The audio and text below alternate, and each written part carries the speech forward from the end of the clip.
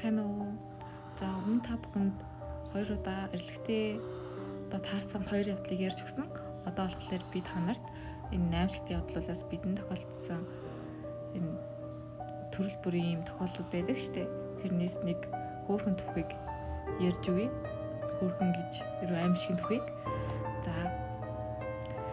За та бүхэн өөр тохиолдолд буй зүйлсийг хуваалцахаар шийдлээ гэдэг ингэж хэлж байгаа энэ постыг уншиж өгье. Дөнгөж даруулж босч ирээд ярих хөнгө болсон тул ингэж айдсаа дардаг юм уу да. Энэ жилийн 100 гинтэл 20 оны 11 сард өнгөрсөн гिचиг зүтлээ. Тухайн үедээ аан буянгуйгаад байгаа юм байна гэд майны өрөөл уншуулж амжилгүй л өнгөрлөө. Бараг сарын дараа дахиад зүтлээ. Тэр үедээ би нэрээ өрөөл уншуулна гэж байсан штэ. Бас л мартагдав. Тэгвэл 14 хоног хавцаагийн дараагаас их сони юм зүйлээд би ч муудаад эхлэв. Танихгүй нэг охинтой харанхуй ортон донд 2 юмнаас цухтааж байгаа л байвтана. Ахыхаа модон 0 ортол нойтон бах. Уутан тийгээ дүүдэлчихсэн. Нийлт цус болчихсон. Хараад хартал талигаач гэрээ цэвэрлжсэн сууж байх юм жишээний. Зүуд болгонд хүмүүсийн ярьж байгаа талигаачин хэлж байгаа өмнөд нэгэд яадгүй болоод эхлэв. Сонин тий. За бүр тэр зүудэнд болсон явдал сэрхэд жинхнээсээ болсон мэт мэдрэгдэг болов.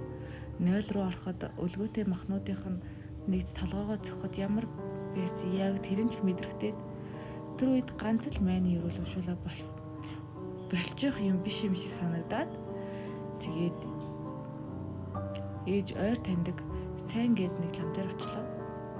Уг нь манай аав бүү юм байгаа. Гэхдээ салчихсан. Гол байдаг. Ээжийн тал шарын шишинтэй уучраас тэгээл гээд очлоо.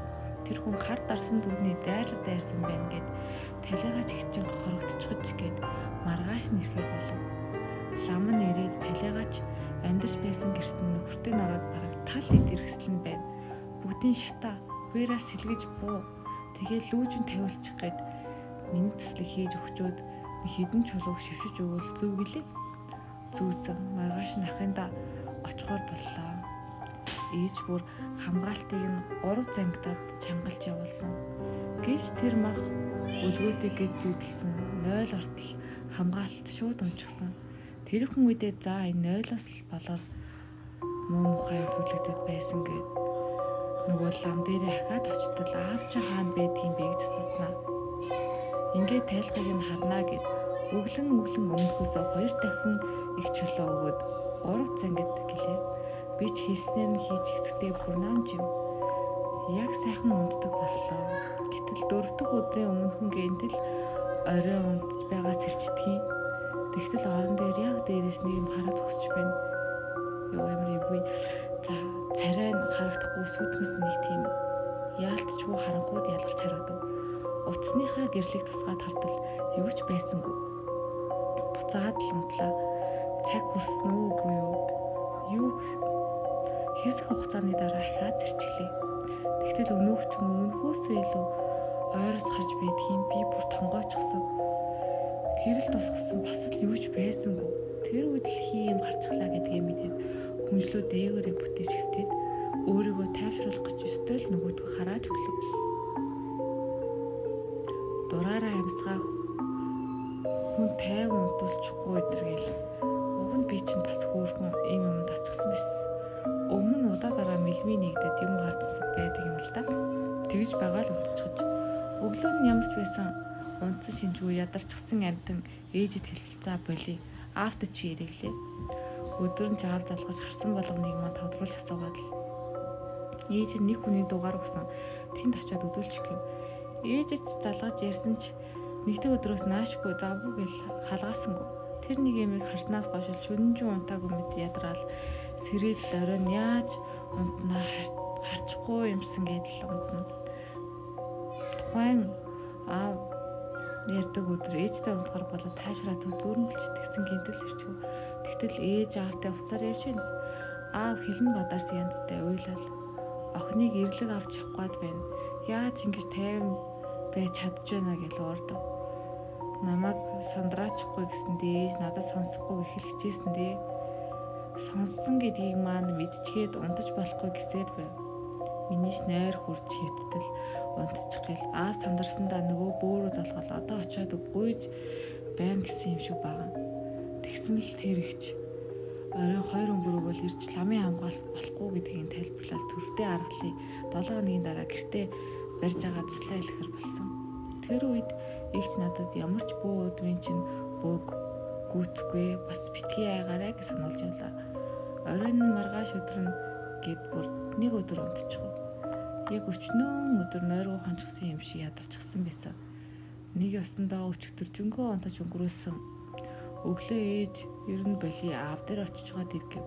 Биш дуртай заал гэлээ. Өдөржин явах бэлтгэлээ хангаад оройхон усанд орж хувцаа бойлох болтол яад ч юм унтаад өгсөн.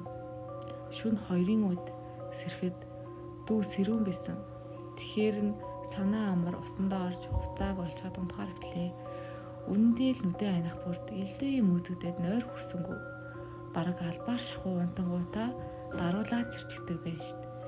Ядаж байхад ээж ээлжийн ажилтай болохоор байхгүй илүү амар ч юм шиг. Намайг мэлмигээ хаалгахгүй бол болохгүй л гэсэн үг нь хаалгаад л байгаа юм. Тийм амархан буцаад нэгдэждэг юм бах та гэж гайхаад л байж энэ да. За энэ хүрээд энэ пост маань ингээд дууссан байна.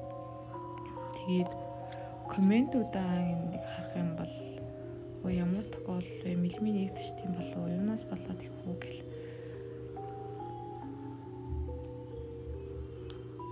Мэлмийн чинь нэгдэг вэ? Муу зүгийн хаалга хаяа онгох үед чамтай давхцдаг гэсэн. Мэлмийн зөвхөн олон жилийн бясалгалын хүчин нэгддэг. Альва юмны учир зүйн ухааныг амархан тайлах боломжтой л болдог. Гэхдээ далдыг харна гэсэн үг бус. Гэхдээ энэ явдал цаашаа яаж өрнөсөн бол энэ дээр байхгүй байна. Гэхдээ маш сонин, гэхдээ амар ч юм шиг тийм явдал байна. Одоо болохоор 2025 он энэ 2021 оны 10 сард бичсэн пост байна. За дараа нь гоё сонирхолтой аим шигний түүх яриулахыг хүсэх юм бол та нар лайк дараад өгөөрэй.